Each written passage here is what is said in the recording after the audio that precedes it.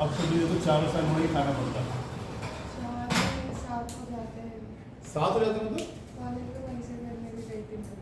ओह अच्छा। तो दिक्कत ज़्यादा आती है इसलिए मैं खा रही हूँ। अच्छा, स्केलर क्वांटिटी और वेक्टर क्वांटिटी शुरू कर रहे हैं पहले। ये तुमने 9th में भी करा हुआ है थोड़ा बहुत। हाँ निखिल, स्केलर क्वांटिटी कौन सी होती है?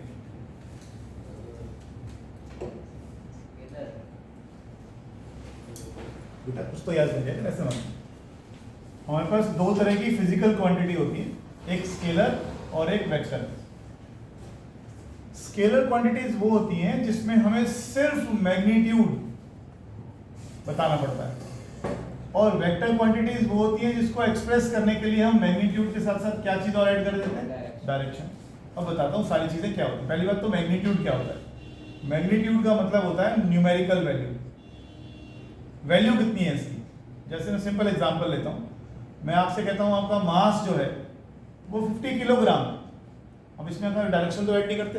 आप बोलते हो towards north, towards waste, towards south, कुछ कहते हो? कुछ नहीं कहते। इसका मतलब केवल वैल्यू आ गई। केवल क्या आ गया इसका? मैग्नीट्यूड। डायरेक्शन तो कोई जरूरत नहीं है कि मास इधर को होगा, भी कोई सेंस ही नहीं बनती है।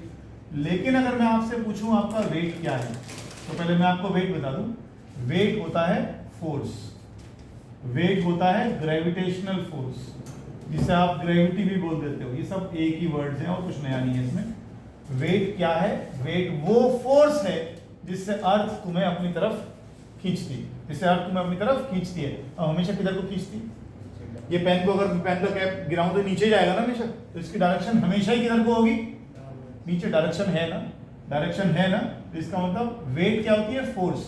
तो अगर तुम्हारा वेट का फॉर्मूला बता देता हूँ साथ साथ। वेट का फॉर्मूला होता है mass into acceleration due to gravity. ये सब 9th में आपने करा हुआ है। एक्सेलरेशन ड्यू टू ग्रेविटी की वैल्यू क्या होती है? 9.8 मीटर पर सेकंड स्क्वायर। एक्सेलरेशन का मतलब होता है स्पीड का बढ़ना या कम होना। अगर मैं इस स्टोन को ऊपर से ऐसे ड्रॉप कर दूं, अगर मैं इस स्टोन को ऊपर से ऐसे ड्रॉप कर दूं, तो हर सेकंड अगर इसकी इनिशियल वेलोसिटी मान लो 0 है, तो 1 सेकंड बाद इसकी स्पीड हो जाएगी 9.8 मीटर पर सेकंड।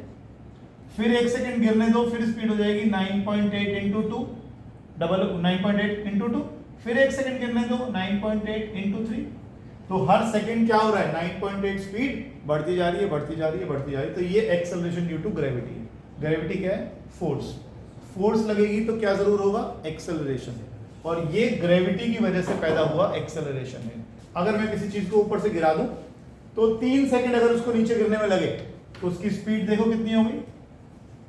9.8 इंटू 3, तकरीबन 30 मीटर पर सेकंड की स्पीड से वो गिरेगा। 1 सेकंड गिरा, 2 सेकंड गिरा, 3 सेकंड गिरा, और हर सेकंड स्पीड में 9.8 उसका प्लस हो गया। हर सेकंड 9.8 प्लस हो गया, हर सेकंड 9.8 प्लस हो गया। ये acceleration due to gravity. Acceleration due to gravity. और ग्रेविटी क्या है? फोर्स, जिससे अर्थ हमें अपनी तरफ खींच लिए। तो उसमें डायरेक्शन है? हाँ है। अगर उसमें डायरेक्शन है तो इसका मतलब कौन सी क्वांटिटी होगी? और देखो, आप पढ़ते हो डिस्टेंस।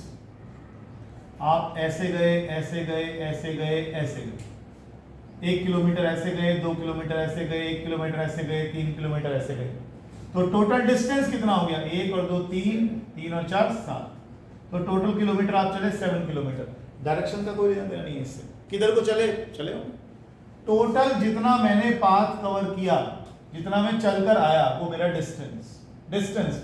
लेकिन अगर मुझे आप कहो कि डिस्प्लेसमेंट बताओ, तो मैं जहां से चला और मैं जहां पहुंचूंगा, इसके बीच का सबसे छोटा रास्ता, इसे मैं बोलूंगा डिस्प्लेसमेंट। तो मुझे उसके लिए क्या तय करना पड़ेगा? डायरेक्शन। ठीक है। ये निखिल यहाँ गांधीनगर में रहता है, मैं यहाँ सेक्टर 10 में रहता हूँ। रोड से आता है, ऐसे आता है, ऐसे आता है, ऐसे आता है, ऐसे आता है, ऐसे आता है, ऐसे आता है। तो टोटल जितना इसके स्कूटर में, साइकिल में रीडिंग आ गई, वो आ गया इसका डिस्टेंस, जितना ही चला।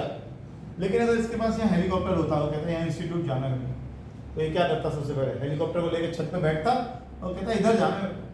सबसे पहले डायरेक्शन तय करता। ऐसी थोड़ी लेकर उड़ लिया, बोलो कहीं ना कहीं तो उतर जाएंगे। सीधा रास्ता मतलब shortest path length between initial position and final position. तो उसके लिए डायरेक्शन तय करनी पड़ी ना, कि इधर जाऊंगा तो सबसे छोटा पड़ेगा, है ना। जैसे मान लो एक मेरे पास ग्राउंड है और ग्राउंड के चारों तरफ रोड बनी हुई है, आपको यहाँ से यहाँ जाना है, तो एक तरीका तो ये क्या पैसे गए, ये डिस्टेंस हुआ। लेकिन इनिशियल और फाइनल पोजीशन के बीच अगर मैं सीधा चला जाऊं बिल्कुल, तो ये मेरा डिस्प्लेसमेंट। तो मुझे तय करना पड़ेगा ना, मैं इधर जाऊंगा तो ये मेरा क्या हो गया, डिस्प्लेसमेंट। ये क्या हो गया मेरा, डिस्प्लेसमेंट। समझ में आ रही है? तो अगर मैं डिस्टेंस लेता हूं तो मेरा कोई डायरेक्शन से कोई लेना देना नहीं है। डिस्टेंस कैसी क्वांटिटी हुई, स्केलर। और इसके उलट यहां पर अगर मैं देखूं तो ये क्या आया, डिस्प्लेसमेंट। क्योंकि डिस्प्लेसमेंट में क्या है, डिस्प्लेसमेंट में डायरेक्शन। अब देखो स्पीड, आप चल रहे हैं 90 किलोमीटर पर आवर से, मैं आपके साथ कार में जा रहा हूं, मैंने आपसे पूछा स्पीड क्या, आपने बोला 90 किलोमीटर पर आवर। ठीक है 90 किलोमीटर। मैं आपसे नहीं पूछा आप धौलापुर जा रहे हो, मैं पूछा जयपुर जा रहे हो, आपसे पूछी मैंने स्पीड, आपने बोला 90 किलोमीटर पर आवर। लेकिन अगर मैं इस 90 किलोमीटर पर आवर में ये भी डाल दूं towards east, towards bus stand, तो ये मैंने क्या डाल दिया, डायरेक्शन डाल दी। और अगर इसमें डायरेक्शन ऐड हो गई तो इसका मतलब क्या बन गया, वेक्टर क्वांटिटी बन गया। तो ध्यान रखिएगा ये क्या कहलाएगी, वेलोसिटी। वेलोसिटी क्या होती है, स्पीड प्लस डायरेक्शन। जिन भी क्वांटिटीज को एक्सप्रेस करने के लिए मैग्नीट्यूड के साथ साथ डायरेक्शन कंपलसरी हो, उन्हें हम वेक्टर क्वांटिटीज बोलते हैं।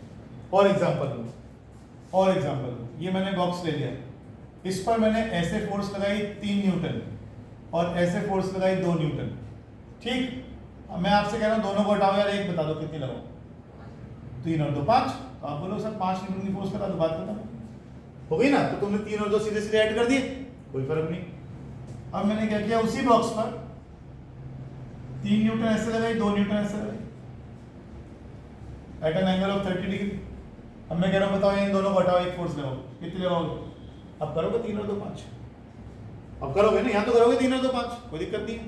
यहाँ करोगे 3 और 2 5, अब तो गड़बड़ हो जाएगा। ऐसे करोगे तो तुम मैं एक और काम कर देता हूँ, मैं कहता हूँ एक फोर्स में ऐसे लगा रहा हूँ at an angle of 120 degree. अब कहोगे 3 और 2 5, नहीं करोगे ना। इसका मतलब इन फोर्सेस को जोड़ने के लिए मुझे कुछ तरीका ढूंढना पड़ेगा, क्योंकि इसमें डायरेक्शन बड़ी इंपॉर्टेंट है। डायरेक्ट अगर यूं है सीधा सीधा एक लाइन में तो कोई दिक्कत नहीं है, तो मैं 2 जोड़ लूंगा, है ना। समझ में आ रही। इसके ऐसी चीजों के लिए जो वेक्टर क्वांटिटीज होती है उनको ऐड करने का क्या तरीका होता है, ये तुम्हें समझ में आ रहा है इतना कि 3 और 2 5 तो नहीं आने वाला, आएगा तो कुछ और ही। यहाँ तो आएगा 3 और 2 5, लेकिन यहाँ 3 और 2 5 नहीं आने वाला। तो इसका कुछ तरीका तो होगा ऐड करने का, वो तरीका हम सीखेंगे धीरे धीरे। वेक्टर के ऐड कैसे करते हैं, वेक्टर को सब्ट्रैक्ट कैसे करते हैं, वेक्टर्स को मल्टीप्लाई कैसे करते हैं। फिलहाल ये केवल एक इंट्रोडक्शन था कि वेक्टर क्वांटिटीज होती क्या हैं, जिनको एक्सप्रेस करने के लिए मैग्नीट्यूड के साथ साथ हमें डायरेक्शन की भी जरूरत पड़ती ही पड़ती है। ठीक है ना। जैसे 9th क्लास में क्वेश्चन आप पढ़ते थे, मैं आपको याद दिलाता हूँ। आप पढ़ते थे कि अगर कोई चीज गोल गोल घूम रही है, अगर कोई बॉडी सर्कुलर मोशन में है, तो वो एक्सेलरेटेड कहलाती है। क्यों? अगर मैं इस पॉइंट पर उसकी डायरेक्शन वेलोसिटी की ढूंढूं तो ऐसी आएगी, टेंजेंट डालते हैं, ये वेलोसिटी की डायरेक्शन, ये वेलोसिटी। हर बार इसकी स्पीड 10 मीटर पर सेकंड है, यहाँ भी 10 मीटर पर सेकंड है, यहाँ भी 10 मीटर पर सेकंड है। अभी आपने क्या बोला था, वेलोसिटी क्या होती है, स्पीड प्लस डायरेक्शन। स्पीड बदलोगे तो वेलोसिटी बदल जाएगी, डायरेक्शन बदलोगे तो वेलोसिटी बदल जाएगी, दोनों बदलोगे तो वेलोसिटी बदल जाएगी। और वेलोसिटी के बदलने को हम क्या कहते हैं, एक्सेलरेशन। तो हर पॉइंट पर बॉडी की वेलोसिटी की क्या बदल रही है, स्पीड तो बदल रही, मैग्नीट्यूड तो बदल नहीं रहा, क्या बदल रहा है, वेलोसिटी की डायरेक्शन बदल रही है। और डायरेक्शन बदल रही है तो क्या बदल रहा है, वेलोसिटी। और वेलोसिटी के बदलने को क्या कहते हैं, एक्सेलरेशन। ठीक है ना। तो यहाँ पर हम इस तरीके से चीजों को समझेंगे। वेक्टर क्वांटिटीज में डायरेक्शन की बड़ी इंपॉर्टेंस है और सारा गेम इसी चीज के ऊपर है। अब वेक्टर क्वांटिटीज जितनी भी होती हैं उसको एक्सप्रेस करने के लिए मैं एरो का इस्तेमाल करता हूं। This is called vector A. इसका जो लेंथ ऑफ एरो है ये क्या रिप्रेजेंट करता है, मैग्नीट्यूड। ये तुम कर चुके हो। कैसे, देखो ये कोई ऑब्जेक्ट रखा हुआ है, मैं आपसे कह रहा हूं मैं इस पे यहाँ इतनी फोर्स लगा रहा हूँ, यहाँ इतना लगा रहा हूँ, तो आप अंदाजे से देख रहा है ना आपको कि ये जो भी आप काम कर रहे हो ज्यादा है, ये कम है। इतना तो पहले से आप करते आ रहे हो, लेकिन अभी तक हमने इस चीज को डिफाइन नहीं करा था। Length of the arrow magnitude बताता है, इस तरफ वाली फोर्स ज्यादा है, इस तरफ वाली फोर्स कम है ना, शक्ल से पता लग रहा है। मान लो मैंने यहाँ 10 सेंटीमीटर का एरो खींच दिया और 1 सेंटीमीटर रिप्रेजेंट करता है 1 न्यूटन को, इसका मतलब इधर वाली फोर्स हो गई 10 न्यूटन। और मान लो ये सेंटीमीटर का एरो है, तो ये फोर्स कितनी हो गई 3 न्यूटन। नाम से पता लगा। ये वेक्टर्स को रिप्रेजेंट करने का तरीका होगा। दूसरी बात ध्यान रखिएगा, किसी भी वेक्टर को, ये वेक्टर है मेरे पास, इस वेक्टर को मैं इस बोर्ड पर कहीं भी ले जा सकता हूँ। इसकी लेंथ फिक्स्ड है, इसकी डायरेक्शन फिक्स्ड है, मैं जहाँ चाहूँ ले जाऊँगा। क्या नहीं बदल रहा मैं इसका, ना तो मैग्नीट्यूड बदल रहा हूँ, ना मैं इसकी डायरेक्शन बदल रहा हूँ। पेन की लंबाई उतनी की उतनी है, किसी भी वेक्टर को मैं पूरे प्लेन में कहीं भी ले जा सकता हूँ, मेरी मर्जी। ठीक है, ये नहीं करना मुझे, क्योंकि वेक्टर में मैग्नीट्यूड और डायरेक्शन, ना मैंने मैग्नीट्यूड बदला ना मैंने डायरेक्शन बदली, तो मैं इसको वेक्टर को इसके पैरेलल कहीं भी ले जा सकता हूँ।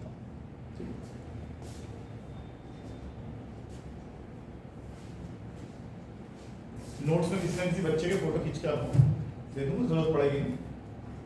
अभी फिलहाल से पहले समझते चलो चीजों को। अब एक वेक्टर आता है, उसे कहते हैं पोजीशन वेक्टर। मान लीजिए मेरे पास यहाँ पर कोई चींटी है, वो चल रही है बोर्ड के ऊपर, इस पॉइंट पर है, पी पर है, मुझे इसकी पोजीशन पता करनी है। तो मैं क्या करूँगा, ओरिजिन से यहाँ एक वेक्टर डाल दूंगा, इस वेक्टर का नाम दूंगा आर वेक्टर। ठीक है, आर वेक्टर नाम दूंगा इसका, और ये एंगल बताओ मुझे। तो ये वाला वेक्टर O से लेकर P तक, ये जो OP वेक्टर है, इसका नाम क्या देते हैं, पोजीशन वेक्टर। क्या बता रहा है, ये इस चींटी की पोजीशन बता रहा है। ये इस चींटी का यहां से, ओरिजिन से यहां तक का डिस्टेंस भी बता रहा है ना, क्योंकि इसका एरो का लेंथ क्या बताता है मुझे, मैग्नीट्यूड। एरो का लेंथ क्या बताता है, मैग्नीट्यूड। तो यहां से लेकर यहां तक एरो का लेंथ क्या बता रहा है मुझे, मैग्नीट्यूड। तो OP वेक्टर पोजीशन वेक्टर कहलाएगा। अगर मुझे थीटा मालूम और मुझे इस वेक्टर की लंबाई मालूम हो, तो मैं इस चींटी की एग्जैक्ट पोजीशन बता दूंगा। थोड़ी देर में क्या हुआ, ये चींटी उठकर यहाँ आ गई, दूसरी पोजीशन पर आ गई, P से कहाँ आ गई, Q पर आ गई। तो ये वाला वेक्टर क्या कहलाएगा, मान लो R2 वेक्टर, पोजीशन बदल गई। अब ये चींटी यहां से यहां डिस्प्लेस हो गई, तो ये जो PQ वेक्टर है ये क्या कहलाएगा, डिस्प्लेसमेंट वेक्टर। क्या कहलाएगा, डिस्प्लेसमेंट वेक्टर। कि चींटी यहां से यहां डिस्प्लेस हो गई, ये हुआ पोजीशन वेक्टर। रखिए position vector, simple displacement vector. ठीक है, अब बुक में बहुत तरह के वेक्टर्स आपको दे रखे, जैसे एक दे रखे equal vector, modulus of A vector. ये सब चीजों को ध्यान से देखना और समझते जाना, हो सके तो लिखते भी जाओ, कोई बुराई नहीं। वेक्टर में क्या चीज होती है, मैग्नीट्यूड और डायरेक्शन। अगर मैं दो वेक्टर्स, एक वेक्टर ये बना दिया और बिल्कुल इसके पैरेलल उतना ही लंबा एक और वेक्टर बना दिया, क्या इनकी लंबाई सेम है, यस। क्या इनकी डायरेक्शन सेम है, यस। तो इसका मतलब ये दोनों वेक्टर आपस में कैसे हो गए, इन्हें कहते हैं इक्वल वेक्टर। सिंपल, मैग्नीट्यूड होता है, डायरेक्शन होता है, मैग्नीट्यूड भी सेम, डायरेक्शन भी सेम, वेक्टर सेम। दूसरा वेक्टर आ गया नेगेटिव ऑफ ए वेक्टर। ये वेक्टर ए माइनस, सिंपल है।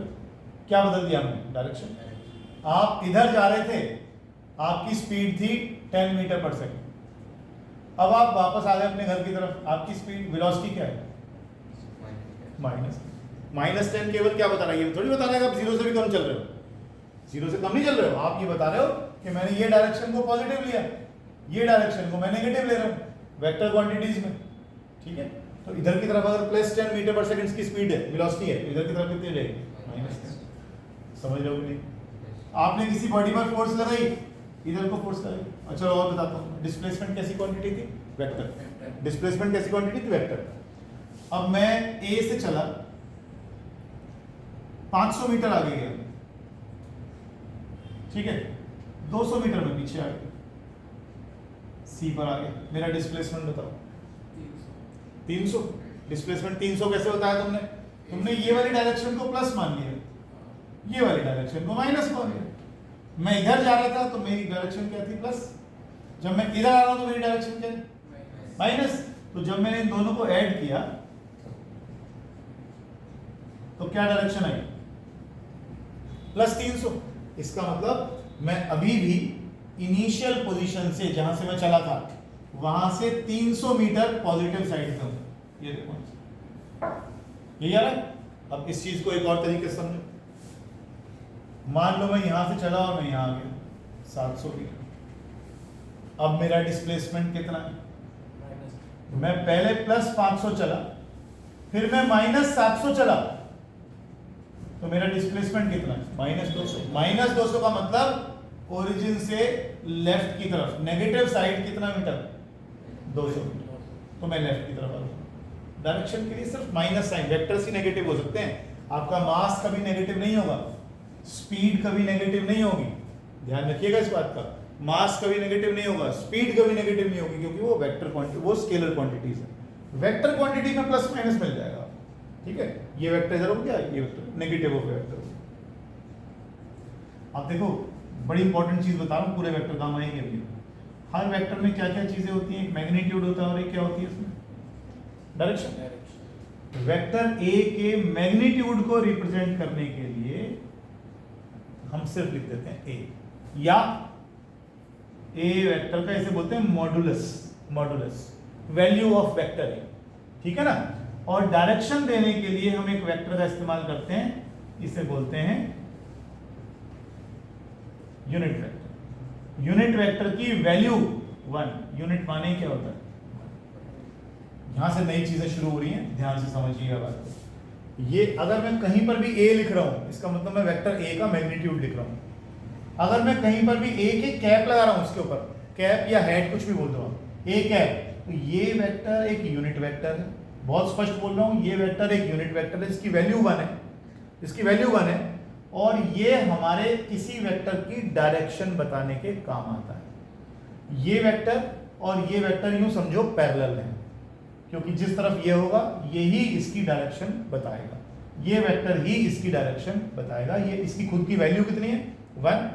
तो 1 से कुछ भी मल्टीप्लाई करोगे तो मैग्नीट्यूड पे तो फर्क नहीं आएगा, इसका काम है डायरेक्शन देने का काम है। अभी बताओ क्या है यूनिट वेक्टर, क्या काम आता है? Represents gives direction of A vector, ठीक है। अब देखो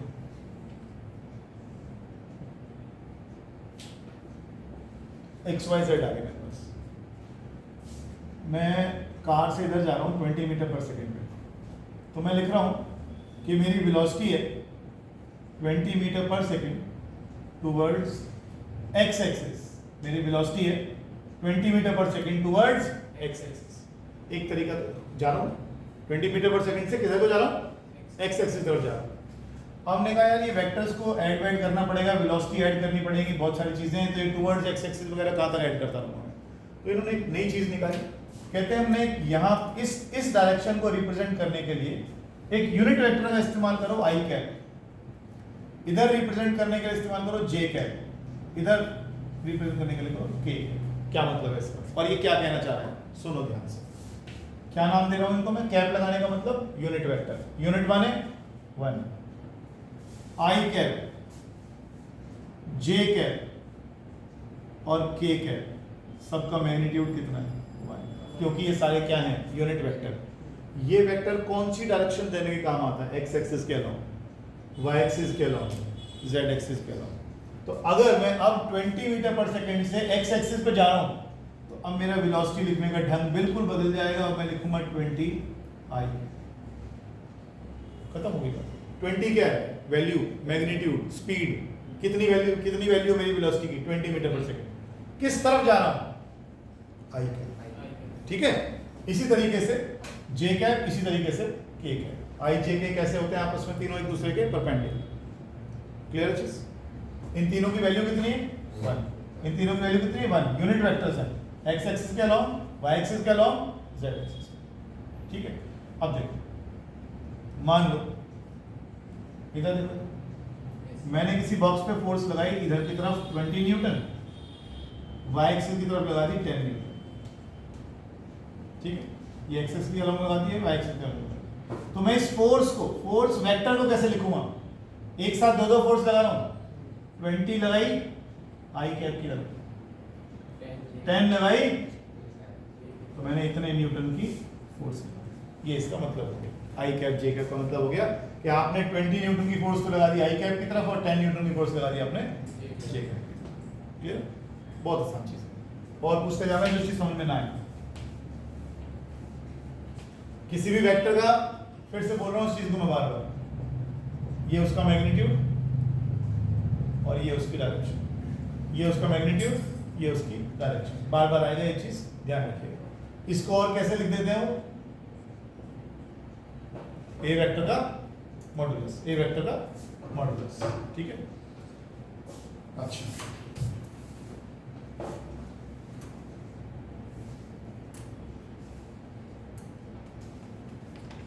अच्छा एक बात बताओ, किसी भी वेक्टर को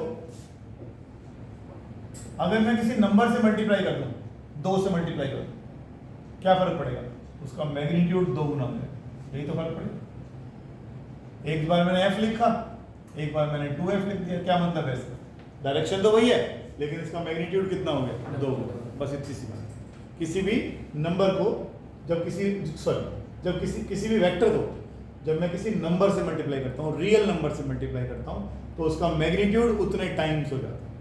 अगर मैं इसको -2a से मल्टीप्लाई कर दूं तो -2 से क्या होगा, मैग्नीट्यूड कितना हो गया, डबल, a का कितना हो गया 2a, डायरेक्शन कैसी होगी, माइनस साइन का सिर्फ यही मतलब है कि डायरेक्शन पलट जाएगी। जो समझ में ना आए वहीं रोक लेना। अब देखो हमारे को ना वेक्टर्स एडिशन सिखाया जाएगा, हाउ टू ऐड 2 वेक्टर्स। हमारा एडमिशन का क्या हुआ, हाँ आकांक्षा हो गया, कर ले लिया स्कूल वालों ने, सोनू चाह उन्होंने नहीं लिया, फिर कहाँ लिया, ठीक है ठीक है, लाइंस वाला किसी को मना नहीं कर रहा। अब तुम्हारा 2 तरफ का थोड़ा चक्कर हो जाएगा, भैया उधर जाएगा,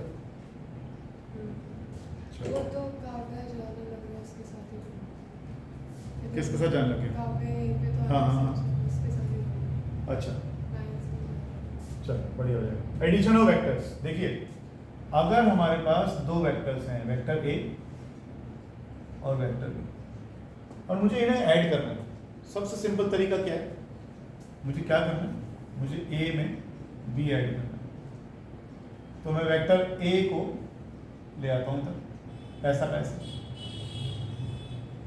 और दूसरा लग वैसा से आगे, और इसके हेड पर, ये हेड है ये टेल है, इसके हेड पर इसकी टेल को लाके लगा दिया, मतलब इस वेक्टर को ऐसा कैसा उठा के लाए, यहाँ लगा दिया, ये आ गया मेरा B vector.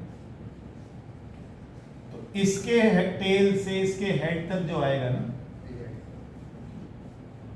a plus B आएगा, और इसको हम बोलते हैं रिजल्टेंट वेक्टर। मैं इसके लिए कहाँ के लिए वर्किंग कर रहा हूँ, इसी चीज के लिए दिमाग में चल रहा है कि इधर आपको 4 न्यूटन फोर्स लगाई, इधर आपने 2 न्यूटन फोर्स लगाई, दोनों में 30 डिग्री का एंगल है। ये बात अभी तक हल नहीं करी ना हमने, अभी तक हमने छोड़ी हुई है कि अगर ऐसा होगा तो 4 और 2 6 तो नहीं होगा, फिर 4 और 2 कितना होगा, हम उसी की तरफ बढ़ चले। ये वेक्टर 4 है, ये 2 है, इन दोनों का रिजल्टेंट निकालना है तो कितना आएगा, रिजल्टेंट मतलब एक ऐसा वेक्टर जो उन सब, मान लो मैं यहाँ तो मैं 2 ही वेक्टर जोड़ रहा हूँ, 3 जोड़ूं, 4 जोड़ूं, 10 वेक्टर जोड़ूं, मान लो मैं सारे वेक्टर्स को हटा दूं अगर, और एक वेक्टर लगा दूं जो उन सब का काम करे, जो उन सब के बराबर वही इफेक्ट पैदा करे, उसे क्या नाम बोलते हैं, रिजल्टेंट वेक्टर। उसे क्या बोलते हैं, रिजल्टेंट वेक्टर, और वो ए वेक्टर और बी वेक्टर के सम के बराबर होता है। ठीक है, यहीं पहुंचूंगा थोड़ी देर में। फिलहाल हमने सिंपल समझा, एक वेक्टर की जिसमें ऐड करना है उसके हेड पे दूसरे की टेल लगा दूं, तो यहां से यहां तक क्या आएगा, रिजल्टेंट वेक्टर। ठीक है, और एक तरीका, 3 चीजें हैं आपके पास, triangle law of vector addition, polygon law of vector addition, यही निकाल देता हूं, parallelogram law of vector addition. ये सबसे सिंपल तरीका जो मैंने आपको बताया, जिसको ऐड करना है उसको उसकी हेड टेल ज्वाइन करते जाओ, फिर पहले वाले की टेल से और आखिरी वाले के हेड तक